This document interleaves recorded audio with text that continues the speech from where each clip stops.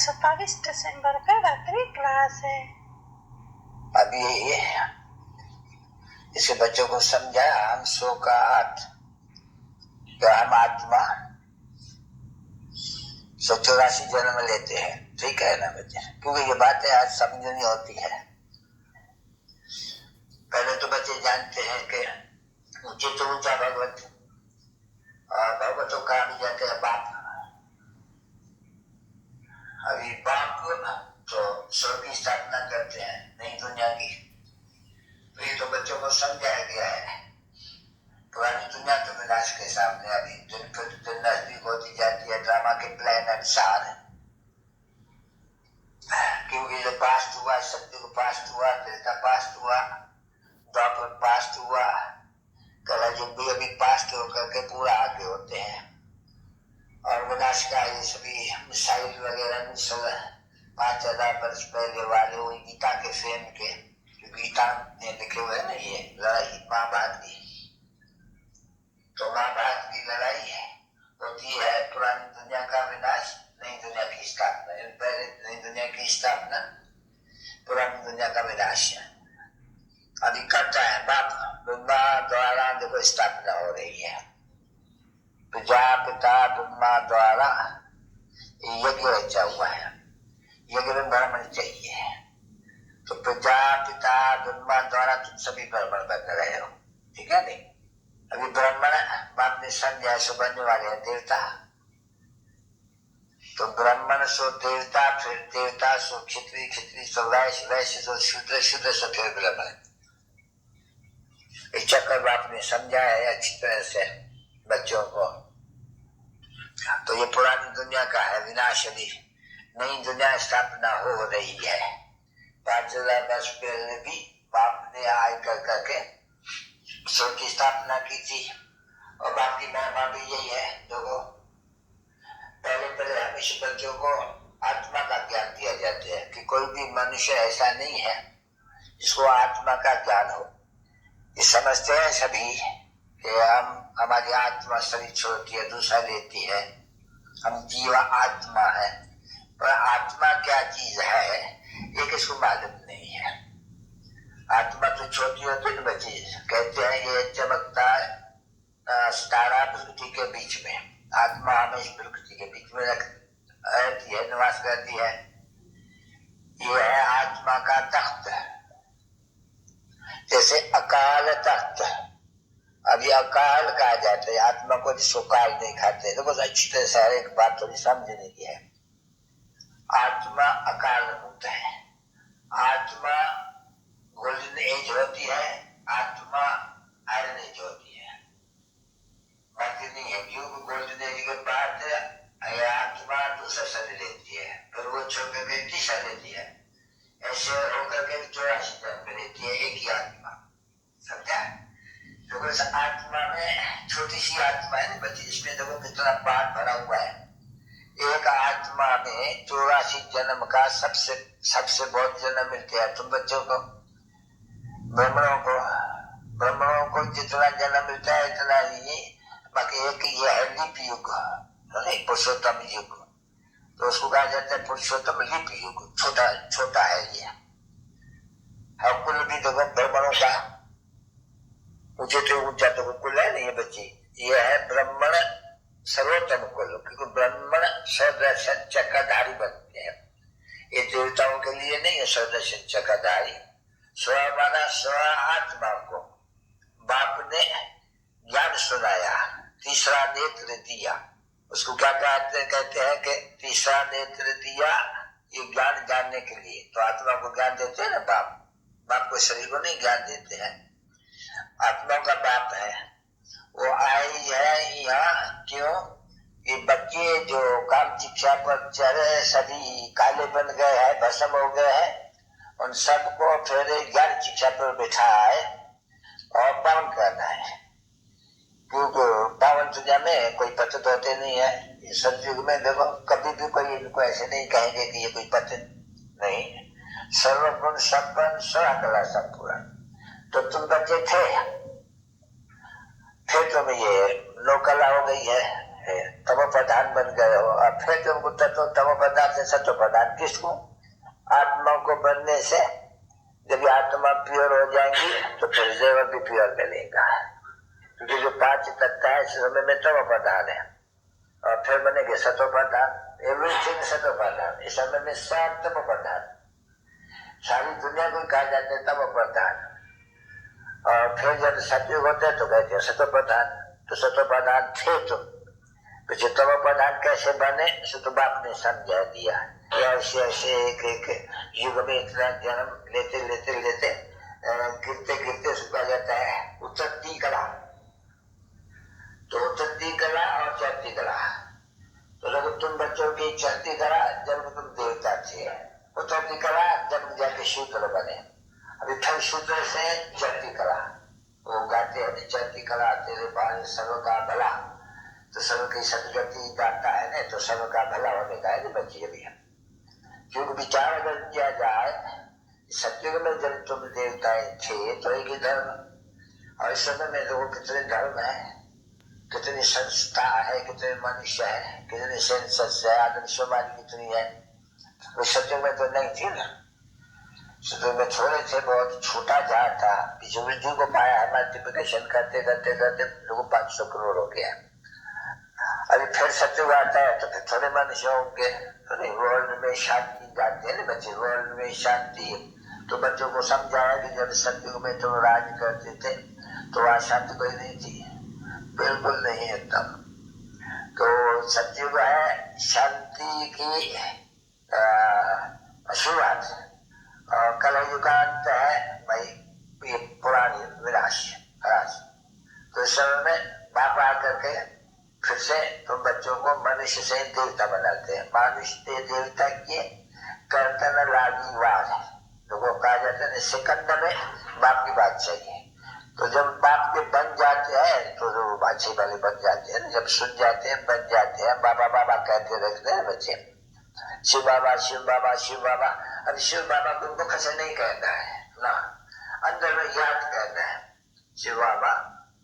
अभी आप हमको ये नॉलेज देकर करके सृष्टि के आदि मध्य अंत की और हमको चक्रवर्ती राजा बनाते हो, तो आते हो या चक्रवर्ती राजा ऐसा बनने के लिए। क्योंकि इसको कहा जाता है पढ़ाई से, तो ये पाठशाला है ना बच्चे, इसको कहा जाता है गीता पाठशाला। तो पाठशाला तो कोई छोटी नहीं है ना बच्चे, ये तो गॉड में यूनिवर्सिटी है, क्योंकि ऊंचे से ऊंचा पढ़ाई है, मनुष्य से एकदम ये मिलता तो ऊंची पढ़ाई नहीं। तो बाप ऊंचा, ऊंचे से ऊंचा भगवत, तो जब ऊंचे से ऊंचा ज्ञान भी तो होगा नहीं। तो ऊंचे से ऊंचा ज्ञान क्या है? वर्ल्ड की हिस्ट्री और जानना सी कोई जानना, ऊंचे ऊपर से लेकर के मूल वतन, सूखे वतन, स्थूल वतन। तो नाट्य तो स्थूल वतन पर है ना बच्ची, और नाट्य गया हार और जीत का। हार किससे? कोई मनुष्य से नहीं, ये 5 विकार रूपी माया से हार। फिर तुम हार खाई तो जाके तम प्रधान बने। अब फिर उनके ऊपर जीत करनी है तो फिर गाय जाते थे माया से, माया पर जीते जीत। तो ये हार जीत का खेल है ना बच्चे। तो अभी तुम जीत कर रहे हो, आधा तरफ तुम फिर राज पा करेंगे। फिर दिन इसको कहा जाते हैं ब्रह्मा का दिन, तो ब्रह्म का दिन। फिर ब्रह्मा की रात भक्ति भाव, तो ब्रह्म की रात, तो रात कहा जाता है भक्ति भाव को, दिन कहा जाता है ज्ञान भाव को। अभी तुम बच्चों को ज्ञान मिल रहा है, कौन ज्ञान ले रहा है? आत्मा। अभी तो आत्मा कितनी छोटी है, देखने में भी नहीं आ सकती है, दिव्य दृष्टि से देखी जा सकती है जरूर, पर कितनी छोटी है। अभी देखो विचार करो कितना मंदिर है इस आत्मा में, कितना ज्ञान है। 84 जन्म और जो ज्ञान है आत्मा में, वो आत्मा पाठ में जाती रहती है। सत्युग में भी आत्मा ने पाठ में जाए सरल से कर्म से। तो ये विचार करना चाहिए कि आत्मा छोटी इतनी, इसमें 84 जन्म का ये पाठ बजा हुआ, तो फिर कुछ होता रहता है। रिपीट हुआ है, रिपीट होगा। ठीक है बच्चे, अब ये पाठ बजाते हैं बच्चे, इतनी छोटी सी आत्मा 84 जन्म की। अब तुम बच्चों को ज्ञान मिल रहा है, किससे ज्ञान मिल रहा है? वो ज्ञान के साधन, वो भी जो आत्मा, उसको सुप्रीम आत्मा, परम आत्मा। समझा ना बच्चे, इनको कोई परम नहीं कहा जाता है, सुप्रीम आत्मा नहीं कहा जाती है। सुप्रीम या परम आत्मा कहा जाता है बाप को। तो हम विचार करना होता है कि बाप भी तो आत्मा है, उसके लिए भी तो कहा जाता है वो आत्मा परमात्मा ज्ञान का सागर है, भौतिकता का सागर है, सुख का सागर है, शांति का सागर। उनकी महिमा है नहीं, तो वही महिमा की ये जो गीता का चित्र है ना बच्चे, ये कहाँ गई है, ये वो कहाँ है, ये बच्ची दूसरी है, ये बच्ची है। तुम इनको समझाती हो जो आए हैं? क्या बाप जो हद का वर्षा है, तो वो हद का बाप अभी संगम तो है ना बच्चे, ये तो हद का वर्षा तो होते आए, पर अभी है संगम, पुरुषोत्तम बनने का संगम युग। इसको कहा जाता है पुरुषोत्तम युग, यानी पुरुष जो का नष्ट है अभी तमो प्रधान, उनको सतो प्रधान बनाना। तो बाप ने समझा नहीं, सतो प्रधान तो न थी, सतो तमो प्रधान बननी है। Golden age, silver age, copper age, iron age पूरी, अब आयरन के बाद गोल्डन एज तो आएंगे ना बच्चे। तो कोई golden age am an object है नहीं, वो दोषी है या एम एन ऑब्जेक्ट है मनुष्य से देवता बनने का। अब बाप का तो नहीं बना ना कोई, क्योंकि इस समय में आधा गलत है मनुष्य और आधा गलत है देवता है मनुष्य दोनों, पर तो फिर उनको देवता कहा जाता है क्योंकि पवित्र बनते हैं, और तो कोई को देवता नहीं कहा जाते हैं। तो भारत में ही देवी और देवता होते हैं, तो वही देवी देवता प्रवृत्ति मार्ग और पवित्र प्रवृत्ति मार्ग, ठीक है बच्चे।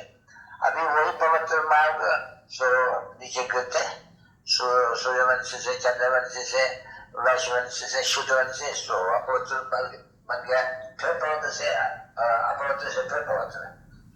तो ऐसा करके इनको समझाना है, तो नहीं आ जाए ना बच्चे। तो पहले तुम्हारी खिदमत है ये, भगवान की खिदमत, फिर जिस्मानी खिदमत है। इसलिए तुम लोग पूरा खा गया है बच्चों को, जाओ वो सेवा करो, साथ साथ वो सेवा करते रहो। तो इनको तुमको जा करके वो याद बोला के ले आना है, चित्तों को बसीरे को बदलों को कितनी समझानी अच्छी है बात की।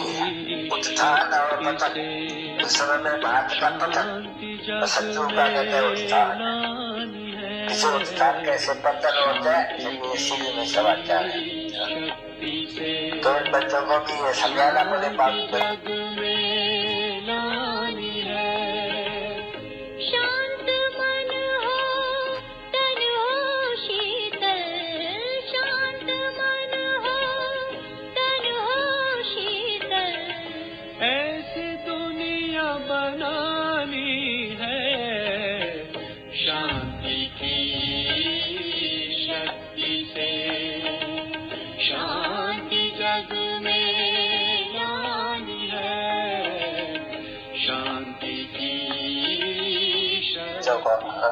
ये खिदमत जरूर करनी पड़े, पीछे कुछ न कुछ, ये तो होते तो गए हैं, बाप का तो बन करके गई है, फिर आए हैं।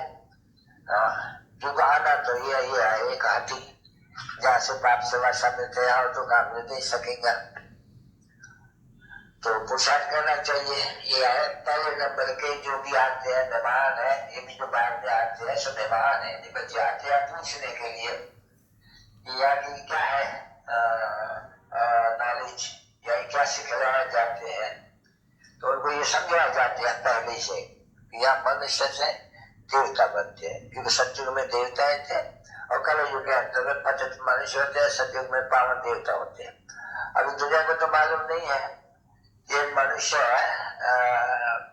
पतित है, ऐसे देवता कैसे बनते हो, तो कोई भी नहीं मालूम। जो बाप जब आके समझावे तभी उनके बुद्धि में बैठे, क्योंकि सच्ची गीता बाप सुना रहे हैं, तो सच्ची गीता से सत्य खंड की प्राप्ति है, झूठ से गीता पढ़ते झूठ खंड की प्राप्ति है। तो लोग गीता पढ़ते तो ये भी तो पढ़ सकता नहीं, पढ़ते झूठ खंड के अंत में आप पहुंचे हैं। अभी बाबा आते हैं आकर के गीता सुनाते हैं, अभी गीता से हम चढ़ करके फिर देवता बन जाते हैं। जब गीता के कितनी महिमा है, ऊंचे तो ऊंची गीता है ना बच्चे, और कौन सुनाते हैं, और कृष्ण सुनाते हैं, झूठी हो गई। कृष्ण 84 जन्म लेते हैं और बाप को जन्म रहते हैं,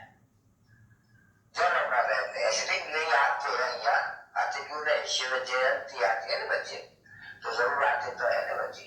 और तो आगे कहते हैं मैं साधारण तन में प्रवेश करता हूँ, ये मेरा शरीर नहीं है, मैं शरीर नहीं लेता हूँ। मुझे कहते हैं निराकार शिव, अब इसमें भी है तभी शिव।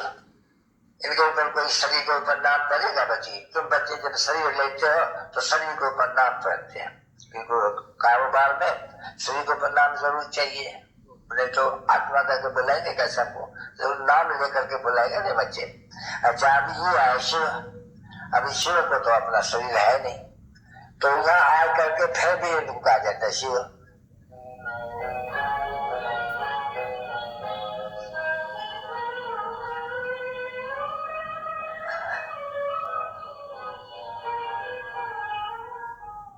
रुहानी बाप व दादा का यादगार नहीं।